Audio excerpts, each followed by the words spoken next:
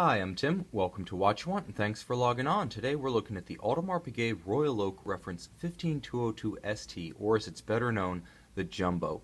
A true legend, 39 millimeters in brushed and polished stainless steel, only about 7.5 millimeters thick. This is, as they say, the closest descendant of the original 1972 Gerald Genta designed Audemars Piguet Royal Oak.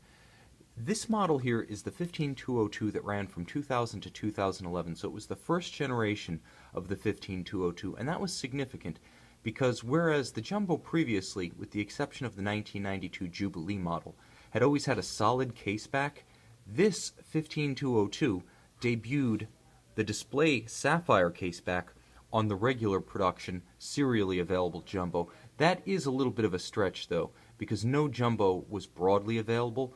At best, perhaps a few dozen of these left Les Brassus every year, but those that did featured the sapphire caseback, and the owner of this watch is all the more fortunate for that innovation. So this really is a milestone watch in the anthology of Audemars Piguet's most important watch model, the Jumbo. On the wrist, you can see that the watch fits and looks more like a seamless stainless steel bracelet than a bracelet with a watch attached. And that was the design vision of Gerald Genta, who envisioned this watch in the early 70s. Now, while watch connoisseurs know him as a prolific designer of many memorable watches over many decades, the reality is that his heart was first and foremost in the jewelry industry, and as prolific as he was in the watch sector, he was even more so in the jewelry market. So this watch was designed to read as a continuous band of metal, flowing seamlessly from clasp through these hand-finished tapered links into the conforming lugs, the lugs spreading out to envelop that signature, iconic, 8-sided bezel, and then flowing just as seamlessly around the other side. So this watch feels like a bracelet. It's light on the wrist. It's comfortable and wieldy. Again, just over 7 millimeters thick, this watch sits as close to the wrist as anything powered by a mechanical movement that purports to be a sports watch possibly can. It's ideal for dress cuffs, tight cuffs, long sleeves. And on my wrist, which is 6 1/3 inches, 16 centimeters in circumference, it's the absolute picture of elegance, and it is the embodiment of comfort. I really enjoy wearing these. It's not just that the watch is thinner than a conventional Royal Oak. Now, you're familiar with the 15300, the 15400. Those are the more widely available everyday, wear them in any situation, Audemars Piguet Royal Oaks. You can tell them because they have a center seconds hand, which the Jumbo doesn't have. They're also thicker and more heavily built. On the wrist, they have more weight to them. They're a little bit bulkier. They actually split the difference between the original Jumbo and the size and the heft of the Royal Oak offshore. The Jumbo has none of that. This is the original Royal Oak, and in a lot of ways, it's a living legend. It feels every inch the dress bracelet, and thanks to exquisite finishing on the case, the bezel, and the bracelet, it looks like a piece of jewelry. Crafted like a piece of jewelry, you can also see the original 15202 style single deployant AP signature initial clasp.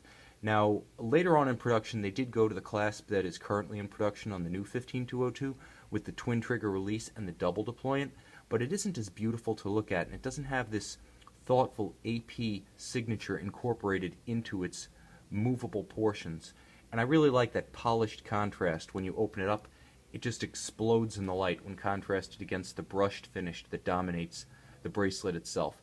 Also, rather than the twin trigger that's on the new clasp, this one uses the AP slider trigger. So a slightly different mechanism.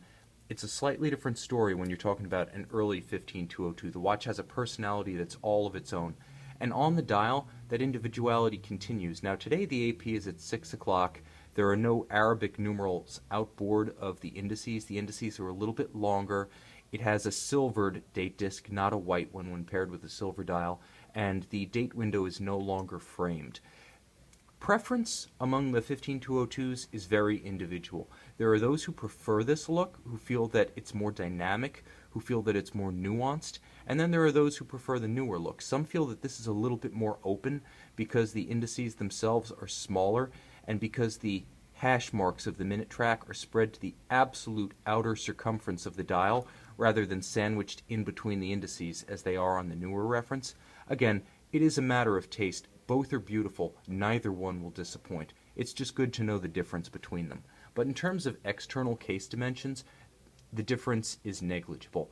Virtually the same watch that it's been since the early 1970s, it's also virtually the same design that Genta envisioned. You could see that the case has strong geometries, originally inspired by the porthole of Royal Navy warships from World War II.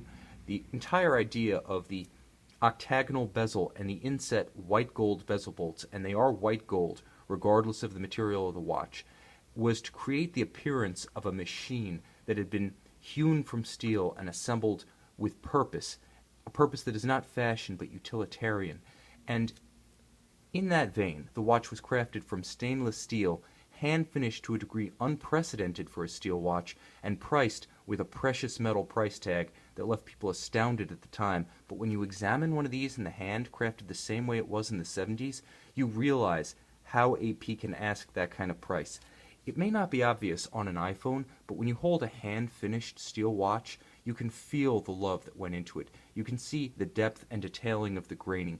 You can see how there's no overlap between the polished facets and the straight-grained portions. You can see how the white gold bezel bolts, just as AP and Genta intended, are sunken just slightly below the plane of the grained dial, polished bolts within a polished grained dial. It is a beautiful thing to behold.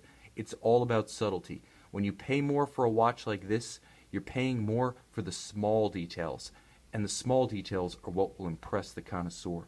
The watch is beautiful to look at, and per Gerald Genta's vision of that machine being expressed from the inside out, you can see the distinctions between the parts of the case. Not so much a distinction between the case, bezel, and bracelet. That's designed to look coherent, read as one. It's the distinctions between the layers of the machine, the case, the crown, the gasket between the bezel and the case, unprecedented at the time to express that component visibly on a luxury watch, and of course those bezels, those bezel bolts, each one of which stands out stark against the stainless steel. It's a really impressive design, combined with the texture, the life, the visual animus created by that petite tapisserie dial. It is a true classic, and it's every inch a jumbo. This is an awesome watch, and compared to the darker dial jumbos, this one has just a little bit more elan to it. It's a more summery look. It pairs better with casual clothes. It's less New York and more Miami. More LA than Portland, I would say, if you want to use a West Coast analogy.